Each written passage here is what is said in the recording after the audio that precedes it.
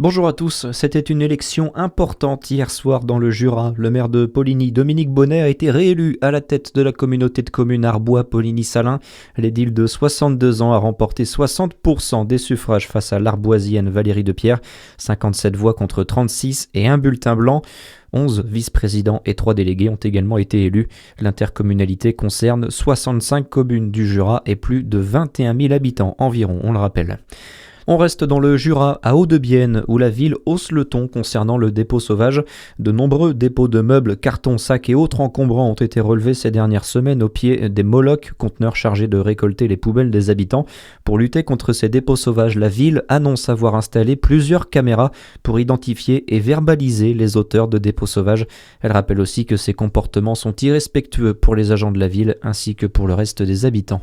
La prison de Besançon épinglée après 6 inspections en septembre 2024. Le contrôleur général des lieux de privation de liberté pointe l'établissement pénitentiaire du doigt. En cause, un état de délabrement avancé et des conditions de détention indignes pour les détenus qui sont en plus beaucoup trop nombreux, Madame Elmaïba. Oui, le taux d'occupation de la prison de Besançon atteint les 166%, mais c'est surtout l'état du bâtiment qui interpelle le CGLPL, à savoir du mobilier dégradé, des sols et douches abîmés, la présence d'insectes nuisibles, des plafonds moisis ou encore des peintures qui tombent en lambeaux.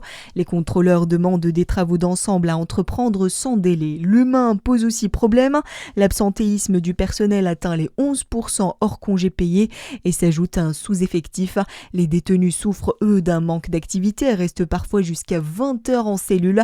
La fréquence minimale de 3 douches par semaine n'est pas non plus respectée. La direction interrégionale des services pénitentiaires de Dijon précise que des travaux ont depuis été entrepris. 320 000 € ont été investis en 2025 et plusieurs millions d'euros seront également alloués ces prochaines années, promet la DISP. Un pas de plus vers la fin des ZFE. L'Assemblée nationale a rejeté hier l'amendement du gouvernement qui plaidait pour un libre choix des collectivités sur la mise en place de ces zones à faible émission, présentes dans 25 agglomérations en France, dont celle de Dijon.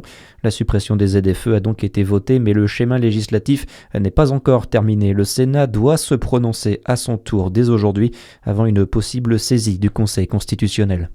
Dans le reste de l'actualité, une nouvelle mesure face à l'envolée des prix des carburants en France. Le gouvernement cherche à limiter les marges des distributeurs depuis le début de la guerre en Iran. Un décret prévoit aussi d'éviter les surprofits au-delà du seuil de 1,71 € pour le gazole et l'essence.